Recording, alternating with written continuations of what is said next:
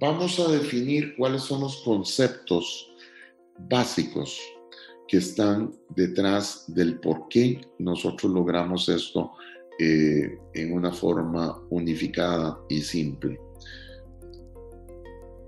Y el primer concepto es la identidad, es la persona. Si las bases están firmes, la estrategia funciona. Si las bases son dispersas, el nivel de complejidad cada vez que resolvemos algo parcialmente es inherente, es intrínseco y está garantizado para el futuro. Entonces, cosas tan simples como el tener una forma única de asignar responsabilidad a un individuo a través de un concepto que se llame la persona, que tenga un usuario y un password para identificarlo en forma única y luego con esto poder asociarlo a cada una de las cuentas de las identidades que nosotros requerimos dar acceso, es la base de toda la filosofía de One Identity. Asociado a esa persona estarán atributos como el nombre, el tipo de empleado, el departamento, la localización, el centro de costo, el puesto, quién es su jefe, en qué oficina trabaja, etc. Si estos atributos no están estandarizados, en otras palabras, si no hay calidad de datos en este mundo, va a ser prácticamente imposible el poder agrupar a la gente por atributos. En el caso de One Identity, nosotros tenemos agrupaciones por los departamentos, por la localización y por el centro de costo. Pero también podemos hacer agrupaciones por fórmula que se define como cualquier característica de cualquier combinación de estos atributos que vemos en pantalla o un sinnúmero de otros atributos que además pueden integrarse del Active Directory o que puedan ser definidos en forma específica por la empresa. Esto es importantísimo porque a partir de ahí simplificamos y logramos automatizar. Cuando hablamos de automatizar y si hablamos de que una persona tiene un password, ese password va a requerir resetearse. Entonces, One Identity también centraliza en la persona todos los otros passwords de sus cuentas en los diferentes recursos. Nos permite administrar y proveer una forma de resetear esos passwords todos a la vez, basado en el password de la persona, o todos en un solo proceso o uno específico basado en el requerimiento del reseteo que se requiere. Pero esto para poder lograr centralizar y simplificar el trabajo de la gente utilizando una forma segura y de uso de passwords. Puesto que la persona es tan importante, entonces el punto fundamental es utilizar un doble factor de autenticación. Esto puede hacerse por vía de el Starling Two-Factor Authentication, que es el producto nuestro, o por servicios de doble factor de autenticación de terceros. Okay.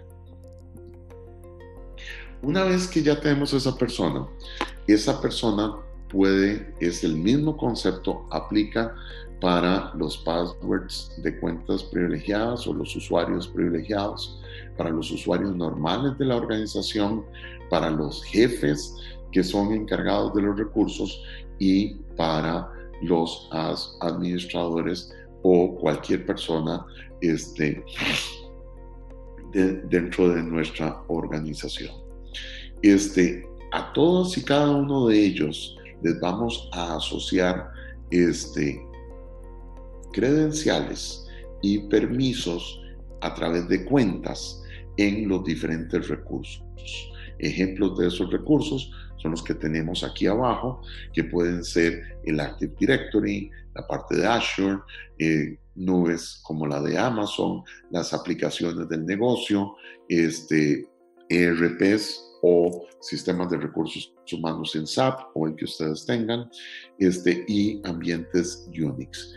Insisto, el aprovisionamiento es la serie de acciones propias de cada uno de estos recursos, sistemas o plataformas que tienen que darse para poder integrar a estas personas con estos permisos en estos ambientes. Para poder llevar un control de esto se hace a través de solicitudes, y estas solicitudes deben de ejecutarse en el tiempo correcto y desde el sitio apropiado. Idealmente, puede hacerse desde la oficina, desde dispositivos móviles para poder dar un servicio 24/7 o desde tablets y diferentes mecanismos.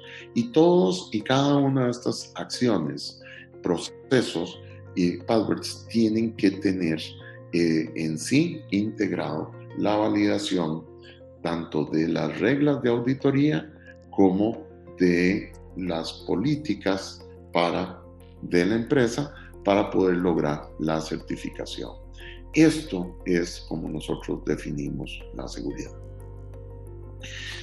Logrando esto, logramos aumentar definitivamente la productividad, reducir los riesgos porque es intrínseco el 360 en la forma en cómo estamos resolviendo integralmente el problema de la administración de las identidades y accesos, y aumentar el control reduciendo la complejidad porque tendríamos una forma correcta de hacer todas las cosas en un solo sitio y por ende reduciendo los costos, evitando duplicaciones, simplificando todos estos procesos y al mismo tiempo que cumplir la auditoría y las regulaciones a las cuales requerimos. Si lo vemos más detalladamente, vemos el proceso de una solicitud. Vemos cómo una persona solicita él directamente o alguien en su nombre un acceso a algún recurso. La persona encargada de ese recurso o el mecanismo automático del One Identity va a buscar los comandos necesarios para que esa solicitud ocurra en ese recurso. Alguien va a validar que todas las reglas de cumplimiento se cumplieron, se realizaron y se tomaron en cuenta en esas acciones, y va a finalmente certificar que todo se ha hecho de acuerdo a la normativa y a las políticas y reglas de la empresa. Entonces, como ven, es un enfoque integral distinto. Si lo viéramos a nivel de los roles, en este caso, a esta misma persona se le pueden agrupar estos accesos a diferentes recursos, y se le pueden asignar en forma automática, sea por herencia, por solo el hecho de pertenecer a un departamento, a un centro de costo o trabajar en una ubicación específica, y estos para los roles genéricos de la institución en las diferentes cuentas con las diferentes credenciales en los diferentes recursos. Pero también podemos tener los roles técnicos o los roles propios de las aplicaciones que se pueden incorporar por cálculo. Yo puedo decir que todas las personas que son empleados de tiempo completo, que trabajan en el departamento de banca, automáticamente se les asigne tal rol para tal aplicación, ¿verdad? O se puede hacer por solicitudes. Pero definitivamente los roles son fundamentales. Entonces vamos a ejemplizar ¿Cómo funciona cuando una persona nueva entra a la organización? Normalmente primero se define como persona. Reclutamiento tomará sus datos. Estos datos se incorporarán inicialmente en el sistema de recursos humanos. Ahí se le va a crear la persona y se va a identificar a esa persona con los atributos que mencionábamos anteriormente y inmediatamente va a pasar a la parte de aprovisionamiento automático donde dependiendo del departamento, su localización y su puesto de trabajo o cualquier otro criterio, se van a asignar roles específicos,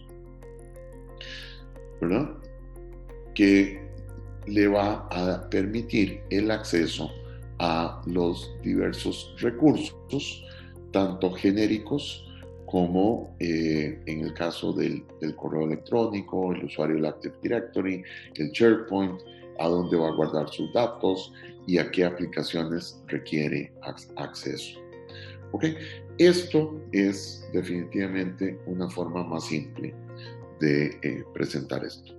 Este video les muestra en el producto cómo implementamos esto en la vida real.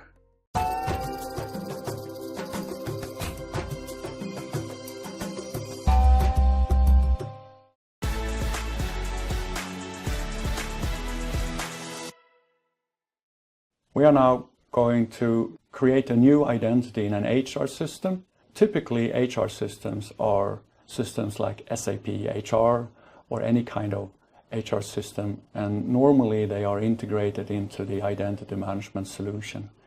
In this demo environment, we're going to see that the HR system is really represented as a CSV file. So what I'm going to do, I'm going to open up the CSV file, I'm going to take a quick look at it, and then I'm going to add a new person at the end of the text file.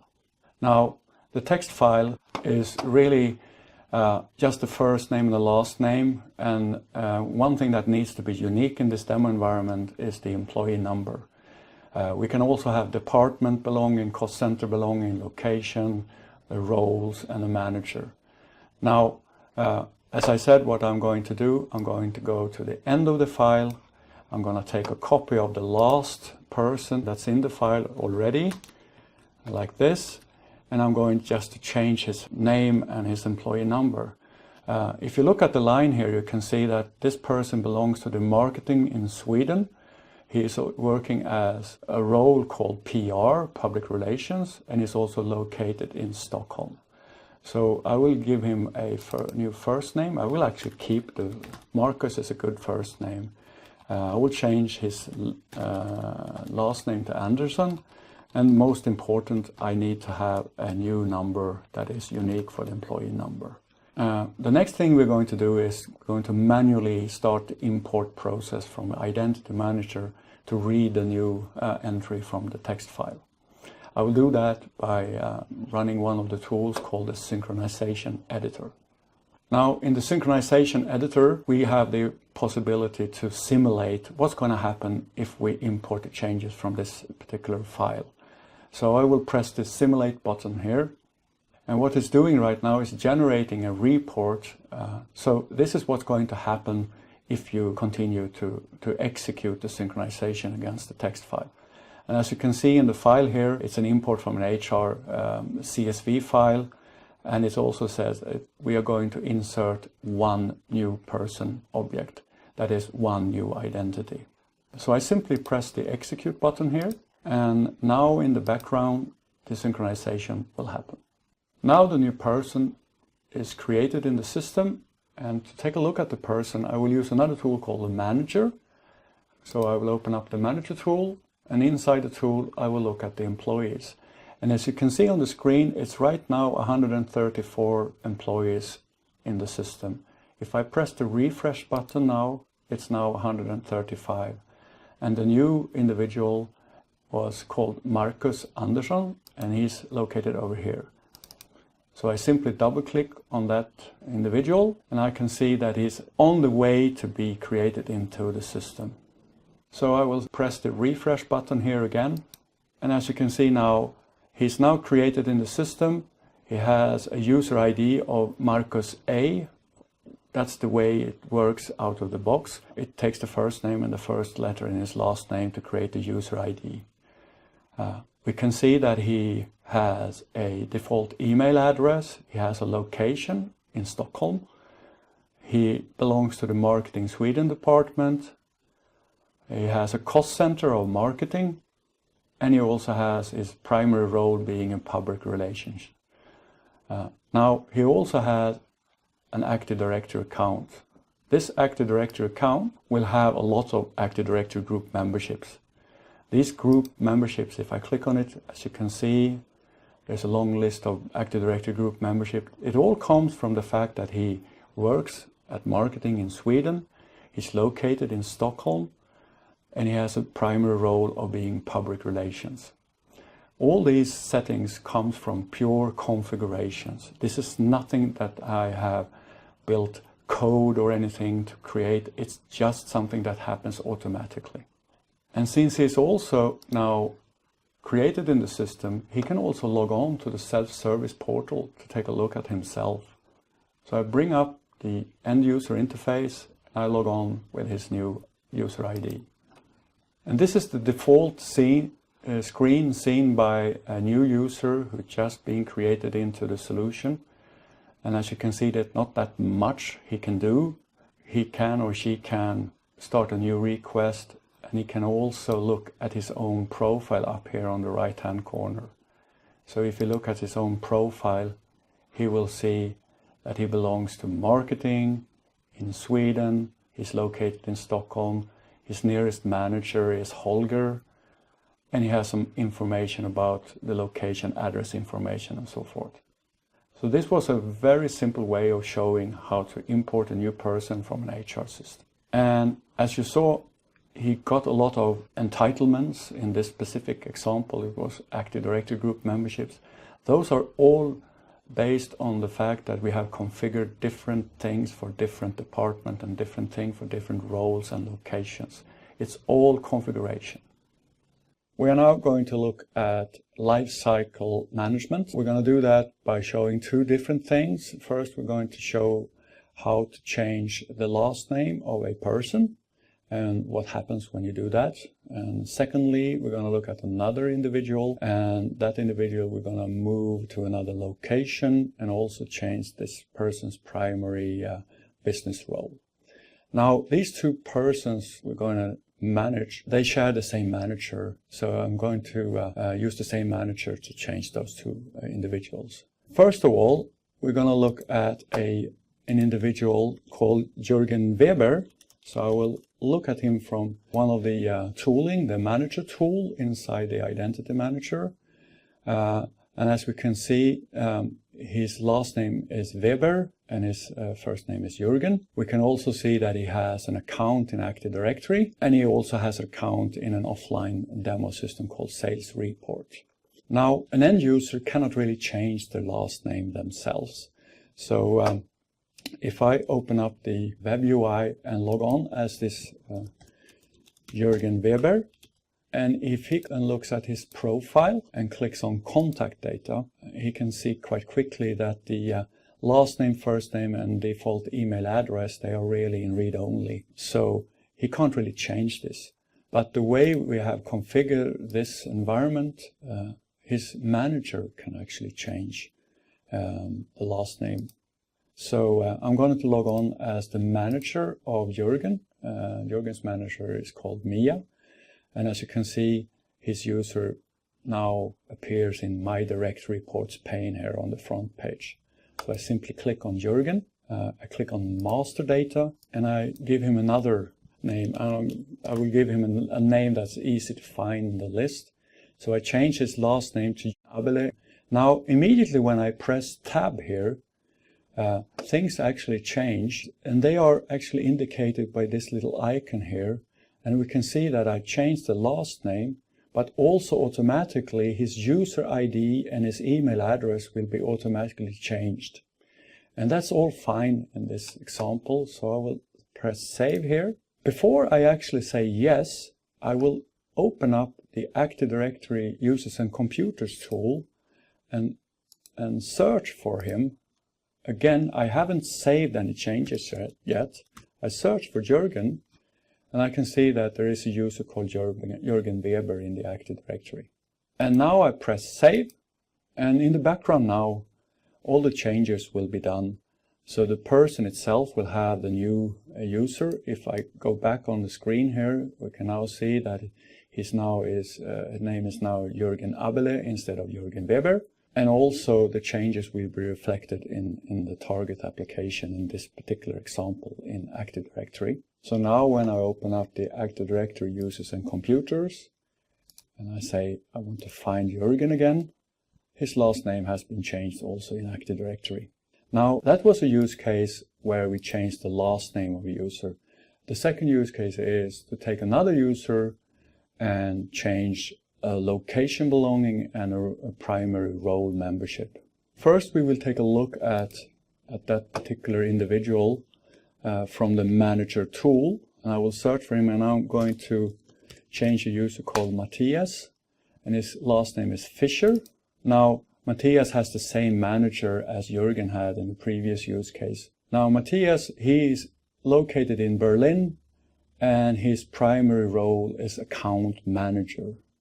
So if we look at Matthias's Active Directory account, he has a lot of group membership that comes from the fact that he's located in Berlin. For instance, the All Staff Berlin indicates that he's located in Berlin. And also he has some other Active Directory group membership that comes from the fact that he works as an account manager. Now, if we look at him from the Active Directory, we will see the same thing. So if we search for Matthias in Active Directory, Matthias Fischer, and we look at his membership list, we will see the same groups, of course.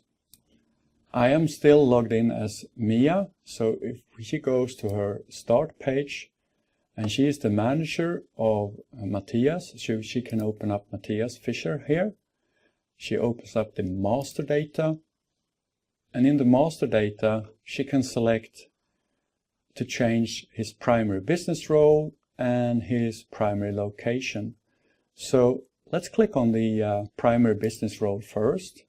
These are located under job roles, which is a hierarchical representations of a role structure we have in this demo environment. And we are going to change Matthias's primary role from account manager to pre-sale engineer. And we are also going to change his location from Berlin to Dresden. And once we press the save button and say yes, all these changes will now happen in the background. So if I now take a look in the Manager tool again, and I double click on Matthias Fischer again, and I will see that his primary role now is pre-sale engineer. He is now located in Dresden. And if I click on his Active Directory account, I will now see that he belongs to the All Staff in Dresden instead of All Staff in Berlin. And you also have other different belongings or Active Directory group memberships because he also has a new role now. Now, still logged on to the web interface as his manager, if I click back here, I can actually look at the changes done for Matthias now in the history view. If I click on the history view, that's going to give me a graphical representation of the changes done. And this was today. So I can see that he got something removed and he also got something I can zoom in and zoom out, and I can see that on the January the 7th, we removed the access to Salesforce, and we provided access to a PuTTY terminal. So, and we also took away his account in the sales report system because now he's a pre-sale engineer, so he shouldn't have access to it anymore. So this is a very simple way of showing a lifecycle management and lifecycle change for users.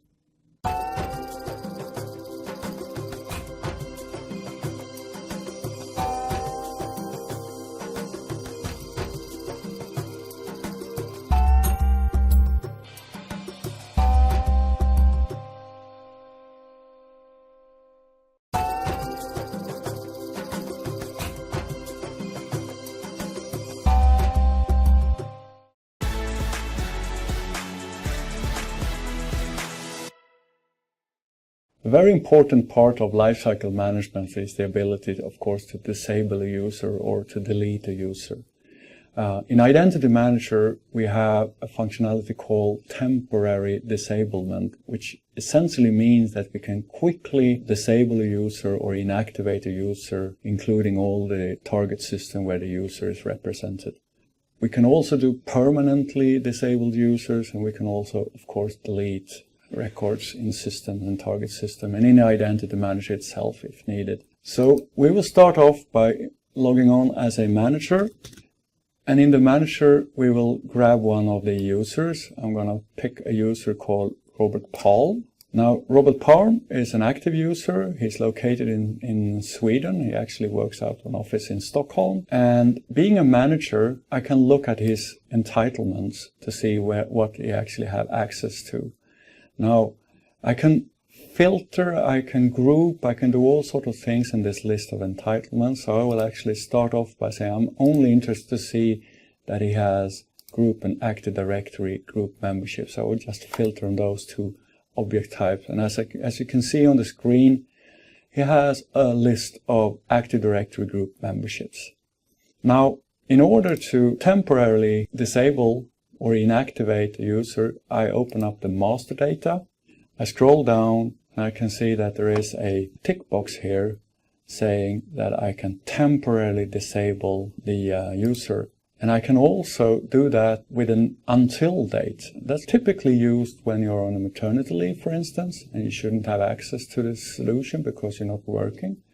So I can set a date here in the future. Let's just grab a date in mid-February. And then I just simply press save. What's going to happen now is that the Identity Manager will inactivate the identity itself and also reach out to all the target systems and inactivate all the target system accounts that this person have and also take away all the entitlements that this person have.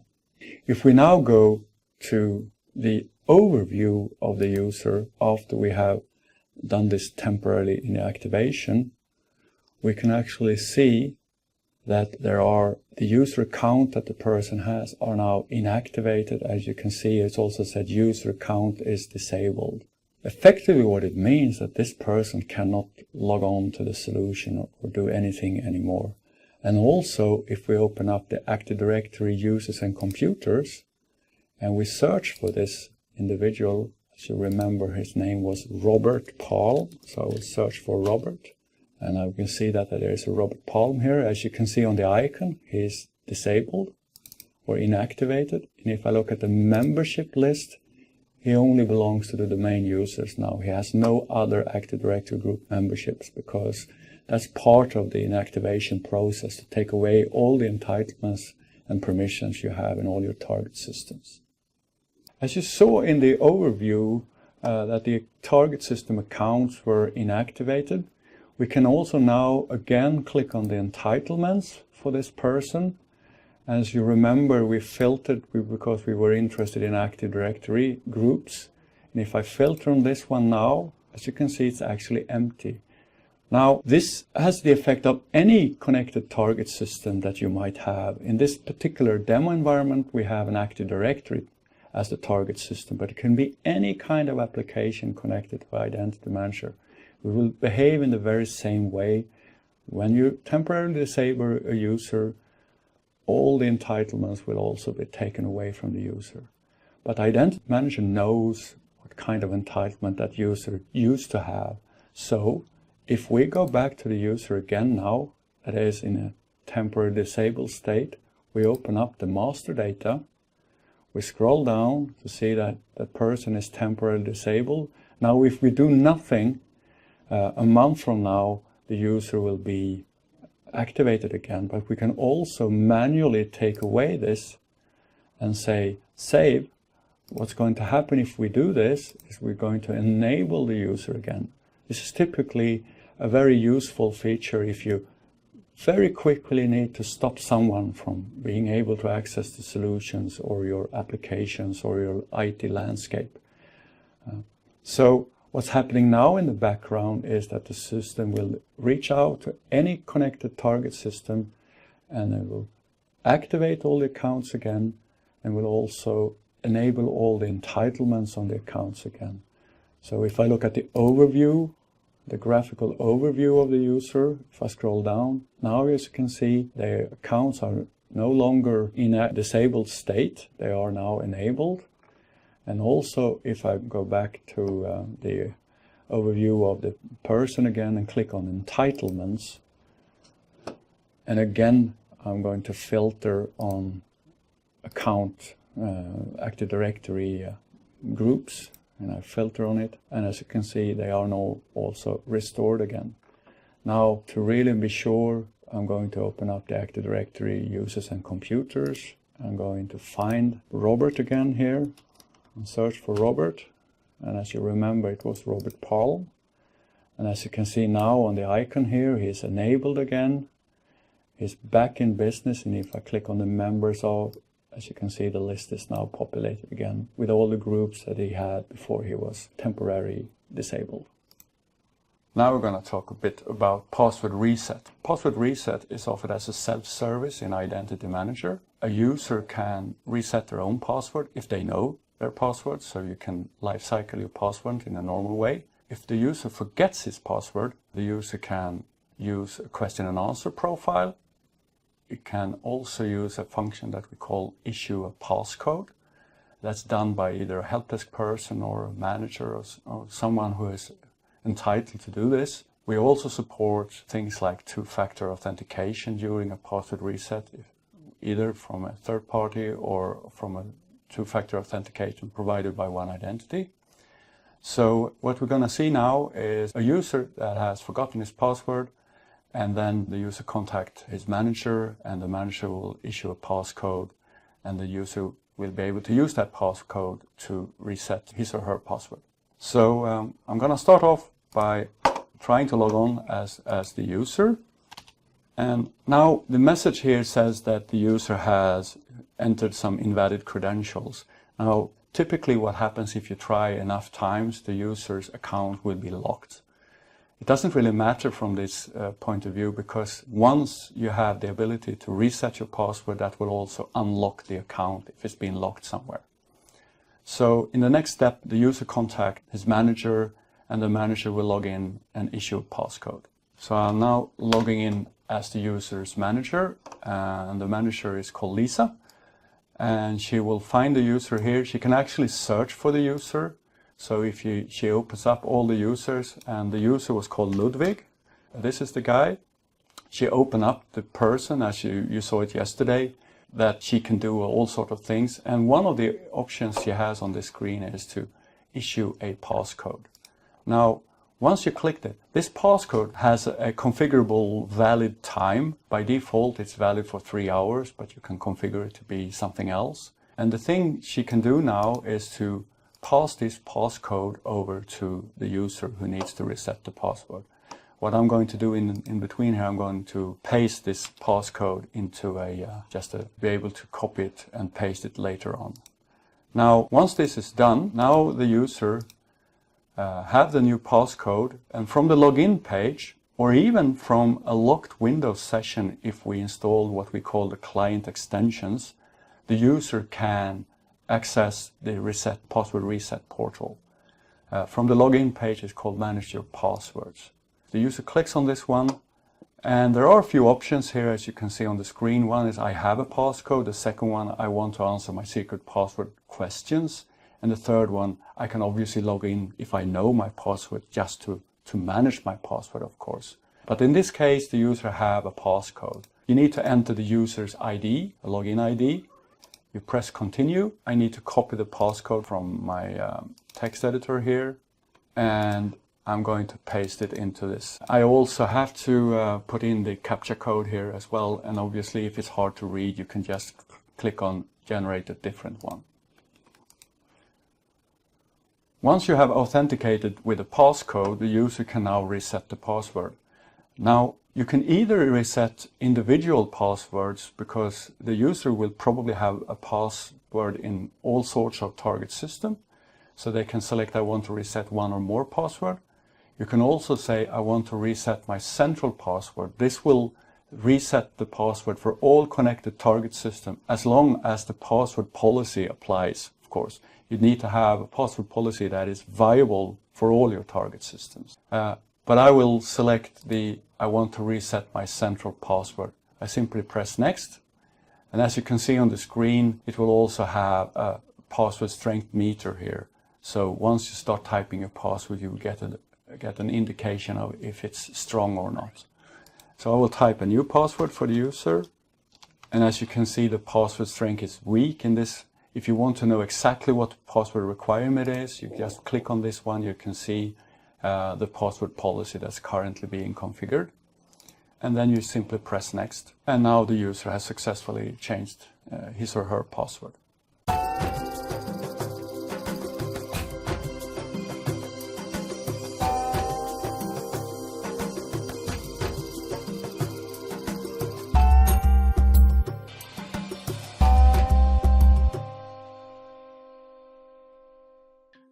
Ahora vamos a hablar un poco más en detalle por la importancia que tiene el concepto de roles en el mundo del manejo de identidades. Los roles de negocios, esto es un ejemplo conceptual, los roles de negocios nos permiten dar accesos y permisos en forma agrupada bajo un concepto de control de accesos basado en roles. Esto es una forma automática que ocurrirá en nuestro sistema basado en atributos, en el departamento, en la localización o en el puesto en donde se encuentre una persona. Y aquí vemos un ejemplo, por ejemplo, en un banco, de un rol de cajero, en donde se combinan diferentes recursos para este señor. Aquí se le da el usuario del Active Directory, el usuario del correo, y en el sistema bancario se le asigna otro rol, en este caso funcional, de cajas. Este rol de aplicación, que sería el rol del módulo de cajas, le da al cajero el acceso a el sistema de ahorros o las pantallas de ahorros, las pantallas de los depósitos, los retiros y la impresión de recibos, que es lo que requiere para realizar su labor.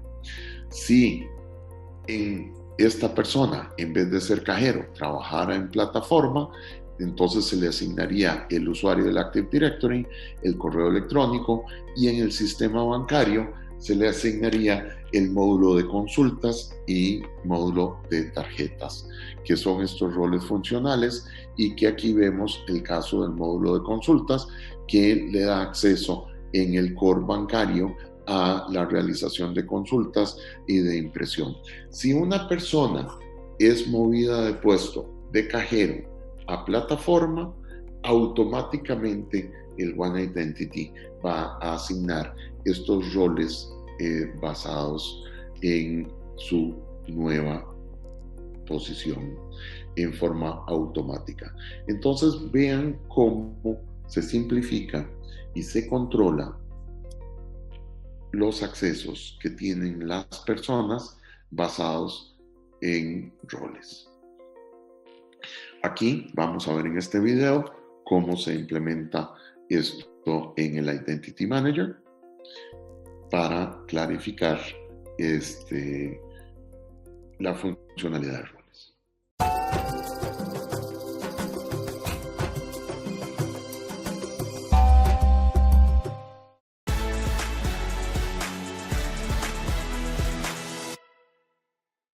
We're now going to talk a bit about roles. Now, Identity Manager has a comprehensive support for roles. The roles inside Identity Manager are either business roles or system roles. Now, business roles are what analysts typically say enterprise roles. These are compositions of things that you assign to identities. What we call system roles is more like composition of entitlements that you can add into your business roles, if you like, or directly assign to identities. So what I'm going to do now, I'm going to log on as one of the users that has a lot of capabilities inside the identity management solution. and I'm going to take a look at some system roles and some business roles, and I will also create a new business role. Now, as I said, this user has a lot of capabilities and responsibilities. The user is the owner of 51 business roles in this demo environment, and he's also the owner of 2 system roles. If we take a quick look at the system roles first, there are only 2 system roles defined in the solution. If I select one of them, the application role 2 is just a name.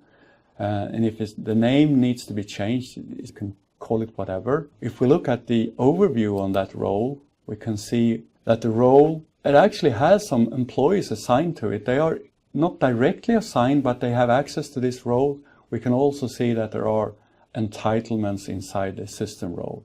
And this system role is actually part of a business role called DBA Oracle. So the entitlements, they are typically entitlements in this particular example. They are inside an LDAP server, and they're also inside an Active Directory. If I again go back here, being a manager of this role, I can add memberships to it, and I can also add or remove entitlements to this technical or system role.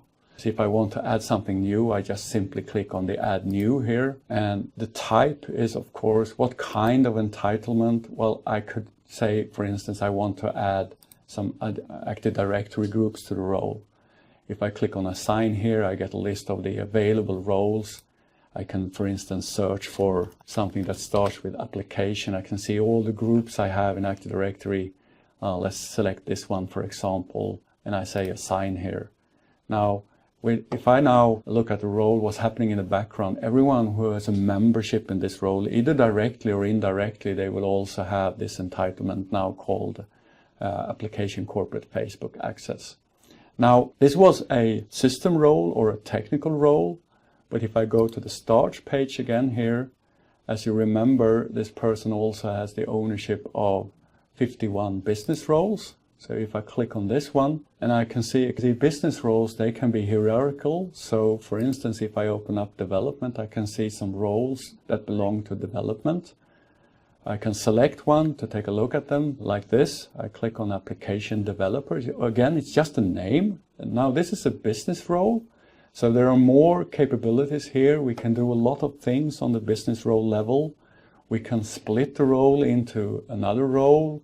We can compare with another business role. We can merge them together if we like. We can also look at the history view here to see what happened with this role over time. We can see that we obviously did some change here. Some members were added at this point in time. If I go backwards in the history, I can see that it was actually created at this point in time in October last year. Now, again, if I go back a couple of times here, I can also create a new business role because I am an owner, so I have this capability.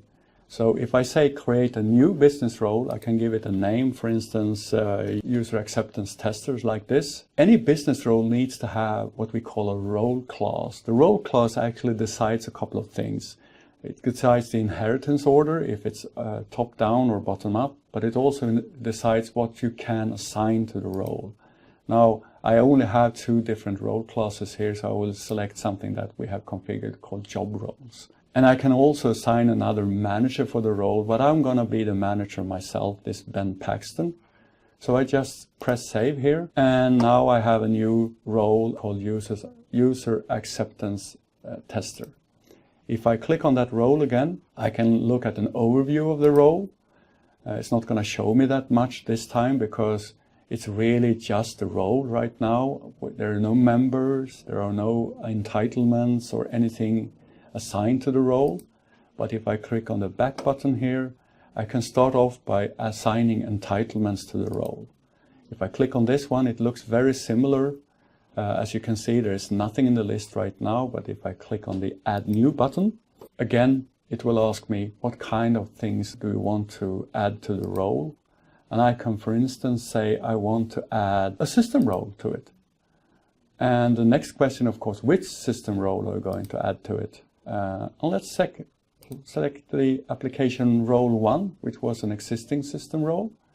And now there's a difference here. I don't just say add it's actually going to be a request. We're going to talk a bit more about request later on in the video series. But in this particular case, if there is a separation between the owner and the approver on this role, the approver needs to approve this request of adding something to the role. Now, in this particular example, the role has no specific approver, so this request will be automatically approved because we didn't assign a specific approver for the role, so the owner will be the approver. So if I look at my request history, I requested a role entitlement assignment. If I look at the workflow, I can see that it was automatically granted. So if I again go back to my role, where I were previously, on this role now, I can click on the entitlements again, and I will see that it has an entitlement assigned to it. And that was the system role, application role 1.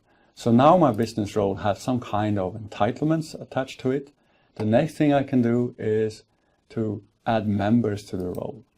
It works in a very similar way. Members are also treated as requests, but as you remember, this role only has an owner, so whenever this person requests anything, it will be automatically approved. Now, I can just select some from this list, or I can search, or I can do all sorts of things just to find which members should be added to the role, and I add it, and it's treated in a similar way. It's going to be requests, but I submit them now. It's a role membership request for, in this particular case, 3 new members to the role. And once it's approved, and then again in this example it will be automatically approved, those members will actually be assigned a role, and the entitlements in the role will be automatically provisioned to those new members.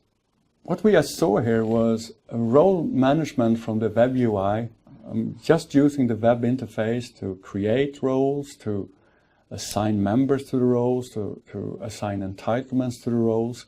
Now, in this example, they were directly assigned to the roles, but for the business roles, we can also manage the memberships based on calculations. We call it dynamic roles, which effectively means that if you have a business role and you have some kind of, for instance, properties on the user or other memberships of the user, or anything that you can look at in the database that can be used to calculate memberships. To show you this, I'm going to open up one of the tools, the Manager tool. Now in the Manager tool, there is a menu option for business roles. If we click on the role class job roles, we will find the role that we previously created. It was called User Acceptance Tester, as you may remember. If I click on that role now, I will see that these 3 individuals have access to the role because we requested that from the web UI. And also we added the system role called application role 1. And if I click on that one, I can see that there are some entitlements connected to that specific application role. So in this view, we can see that the business role user acceptance tester have the application role, and the application role have these entitlements. Now, we can also, as I said, we can make the membership calculation based on some kind of condition. For that purpose, I have a couple of examples here. I have a role called Account Payable Stockholm. Now, what we can see on the screen here is that there is a node here called Dynamic Roles. That effectively means that there's a calculation behind this that will give us the members of this role. So if I click on that node, and I can see that there is a calculation that is affecting this role, and it checks using this schedule to check it. If I open up the calculation itself, I will see the logic on the screen. And what I'm actually looking at, for any person where the primary business role is account payable and the primary location is Stockholm, they will be members of this role. And this is a very simple wizard being used here, and I can always click on the information button here to see it affects 2 employees, and as you remember, there were 2 employees that had this role. And you can change the behavior here. You can do all sorts, either simple or very advanced calculations to calculate the memberships of this role. So again, this account payable Stockholm is only assigned to the people that actually have the account payable as their primary role, and they are located in Stockholm. So if I just simply click on one of them, I open up that particular identity and I can see that the primary location for this person is Stockholm and the primary business role is account payable. So this person should really have also the membership in the account payable Stockholm role.